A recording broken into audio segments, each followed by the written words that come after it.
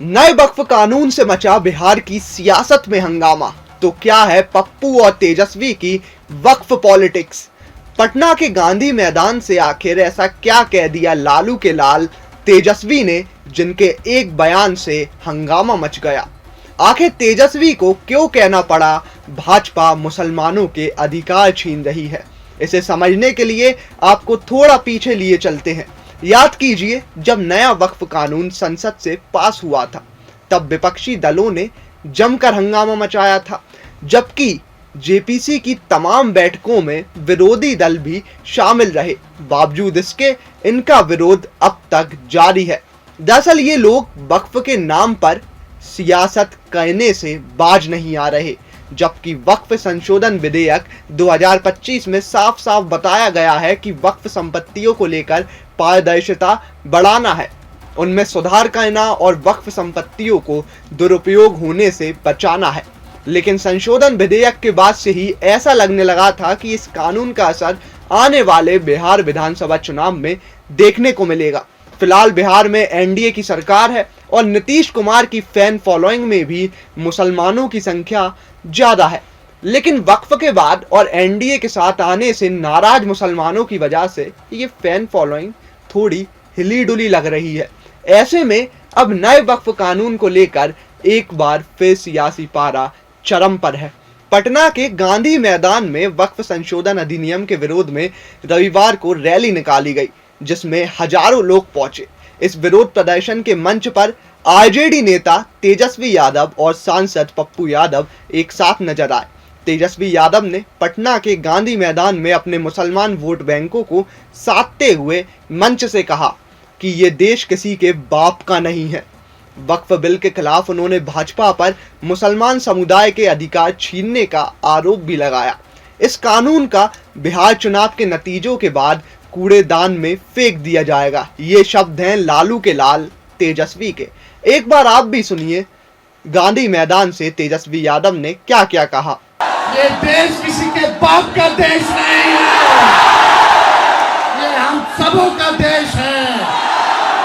आप सब लोग, चाहे फकुल्ला खान हो या भगत सिंह, सब लोगों ने शहादत दी, तब जा करके हम लोगों को जो है आजादी जो है मिला है। दरअसल वक्फ संशोधन अधिनियम के खिलाफ पटना में हुई इस रैली को केंद्र और राज्य में शासित एनडीए सरकार के खिलाफ एक शक्ति प्रदर्शन के तौर पर देखा जा रहा है और बिहार विधानसभा चुनाव में तेजस्वी का ये बयान उनकी रणनीति का मास्टर स्ट्रोक माना जा रहा है। बिहार की आबादी में कुल 17% मुसलमान हैं, जिसमें 73% पासमानदा मुसलमान हैं और आरजेडी का परंपरागत मुस्लिम यादव समीकरण उनकी ताकत रहा है।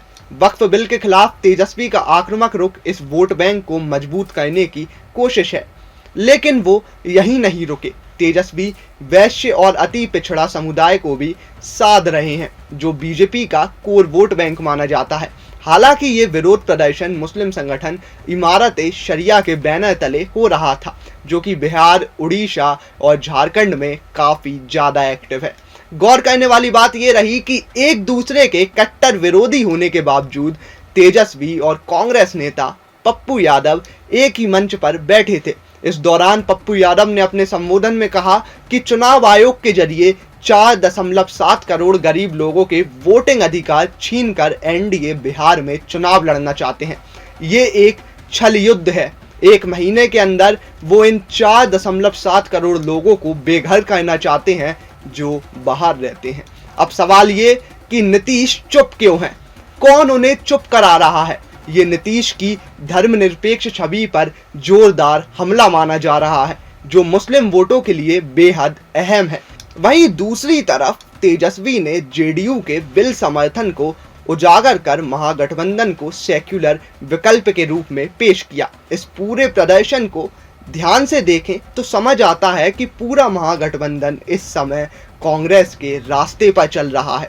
भले ही इस महागठबंधन में वामपंथी दल शामिल हैं, इसके अलावा कई तो ऐसे दल भी हैं जो अपने आप को समाजवादी यानी कि सोशलिस्ट बताते हैं। हालांकि मेरा सवाल उनसे साफ है कि वक्फ बिल का समर्थन करना या फिर पुराने वक्फ बिल को सही ठहराना भला कौन सा समाजवाद है? लेकिन ये दल भी इस समय जो समाजवादी और वामपंथी दल हैं वो इस समय कांग्रेस की भाषा बोलते हुए नजर आ रहे हैं। सोचिए, नए वक्फ कानून के खिलाफ इस विरोध प्रदर्शन में कांग्रेस अध्यक्ष मल्लिकार्जुन खड़गे आए तो नहीं, लेकिन उन्होंने चिंगारी का काम दिल्ली से ही कर दिया। उन्होंने अपना संदेश जरूर भिजवाया, जिसे कांग्रेस नेताओं ने चीख चीख कर पढ़ा। वहीं दूसरी तरफ सीपीआई नेता दीपांकर भट्टाचार्य से लेकर राज्यसभा सांसद इमरान प्रतापगढ़ी ने इस मंच से पीएम मोदी और बिहार की नीतीश कुमार सरकार पर जोरदार हमले किए और विधानसभा चुनाव में विपक्ष की सफलता का दावा भी किया। हालांकि ऐसे प्रदर्शन अब होते रहेंगे, लेकिन सोचने वाली बात यह है कि क्या विपक्ष आज के समय में भी बिहार में विकास के मुद्दे को न उठाकर वक्फ जैसे मुद्दों पर ही अपनी राजनीति सीमित रख रहा है?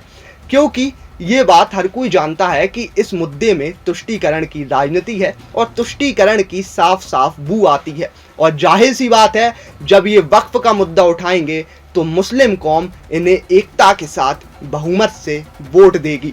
अब एनडीए और बीजेपी इसका पलटवार कब और कैसे करेगी, ये देखने वाली बात होगी। आप इस रैली से क्या समझते हैं, हमें कमेंट बॉक्स में जरूर बताएं। वीडियो अच्छा लगा हो तो लाइक कीजिए, शेयर कीजिए और कमेंट बॉक्स में हमें ज़रूर बताइए।